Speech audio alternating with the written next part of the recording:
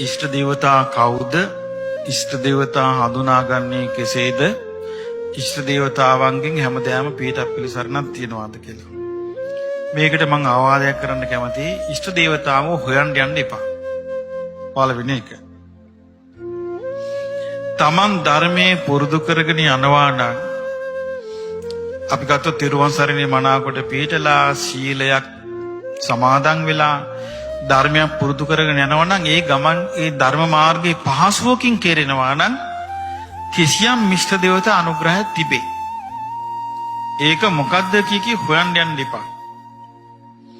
හැබැයි ඒක අවුල් වෙනවා නම් ඒ මාර්ගයේ ගිහිල්ලා නොමග යනවා නම් එතන ඇත්ත ඉෂ්ඨ දේවතාවෙක් ඉඳලා නැහැ. තමන්ට සතුරු බලවේගයක් තිබිලා.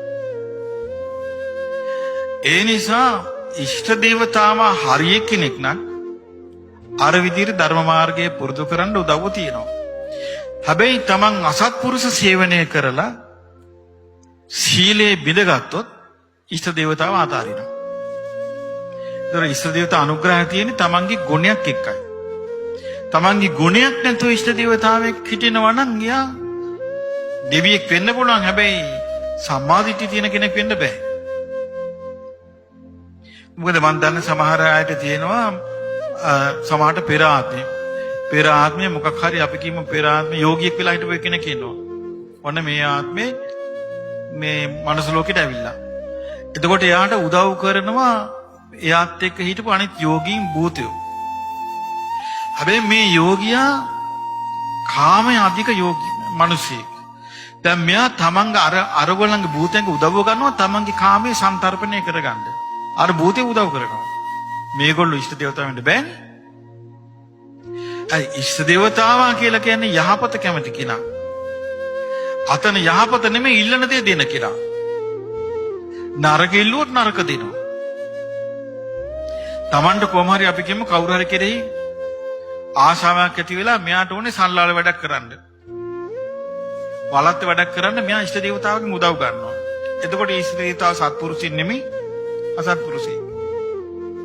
ඒ වගේ අසත්පුරුෂය ඉන්නවා. ඒ අසත්පුරුෂය Tamanට ඕන දේ කරලා දෙනවා. හැබැයි සත්පුරුෂයෝ නෙමෙයි.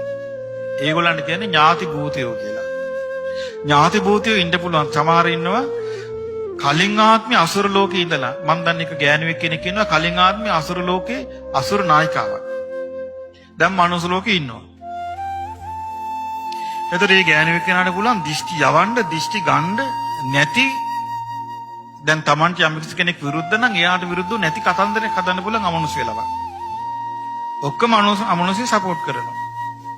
ඒ මොකද අසුර රැජින ඒගොල්ලන්ගේ. ඒතර අසුර පිරිවරාගෙන ඉන්නේ. හොද්දට පව් රැස් කර කර නිරේට ගිහිල්ලා ඊට පස්සේ අසුරයෝ ගාවටම යයි. ඒ නිසා හොඳම දේ තමයි ඉෂ්ට දේවතාවෙක් වුමනාන මාර්ගඵලලාභී කෙනෙක් විය යුතුයි. මේ කාලේ ඉෂ්ට දේවතාවක් ගැන කල්පනා කරනවා නම් හොඳම ඉෂ්ට දේවතාව තමයි මේ කාලේ සක්දෙවිඳු. මාර්ගඵලලාභී. ඊළඟට හොඳම ඉෂ්ට දේවතාව තමයි වෛශ්‍රවණ දිව්‍ය රාජා. ආලවක දිව්‍ය රාජා. සුමන සමන් දිව්‍ය රාජා. මේ අයට තමන් අපි ගත්තොත් සිල් ආරක්ෂා කරලා දාන ආදී පින්කම් කරලා ධර්මයේ සත්‍යයනා කරලා මහ චෛත්‍ය බෝධි වන්දනා කරලා ඒ පින අනුමෝදන් කරනවා. ඒ අනුමෝදන් කිරීම තුළ ඒ කෙනාට ඉෂ්ට දේවතා අනුග්‍රහයක් ලැබෙනවා මෙහෙම. එතකොට ඒ කෙනාට ඥාති භූතයෙක් ඉන්නවා කියමු. මේ ඥාති භූතයෙක් ඉන්නවා සමන් දිව්‍ය ළඟ ඉපදිලා. ඒ වගේම ඥාති භූතයෙක් ඉන්නවා වෛශ්‍රව දිව්‍ය රාජා ගාව ඉපදිලා. වෛශ්‍රව දිව්‍ය රාජා ගාව ඉන්නවනම් ඥා සීලයක පිළිපදලා ඉන්නේ. ආලෝක දිව්‍ය රාජා ගාව ඉන්නවනම් සීලයක පිළිපදලා ඉන්නේ. එතකොට එයා ආලෝක දෙවියාට කියනවා අනේ මගේ දරුවෙක් ඉන්නවා සීලාදී ගුණ ධර්ම ආරක්ෂා කරනවා ඔබ වහන්සේට පින් දෙනවා. එතකොට ආලෝක දෙවිය කියනවා එහෙනම් ඔබ ගිහින් මෙයාව ආරක්ෂා කරපන්. ඔන්න වරන් ගත්තා. අන්න ඉෂ්ට දේවතාව ඉන්නවා. එහෙමයි ඉෂ්ට දේවතාව වෙන්නේ අපිට මේ සල්වලට ගන්නවා වගේ ගන්න බෑ. සමහරට නැති වෙන්නත් පුළුවන්.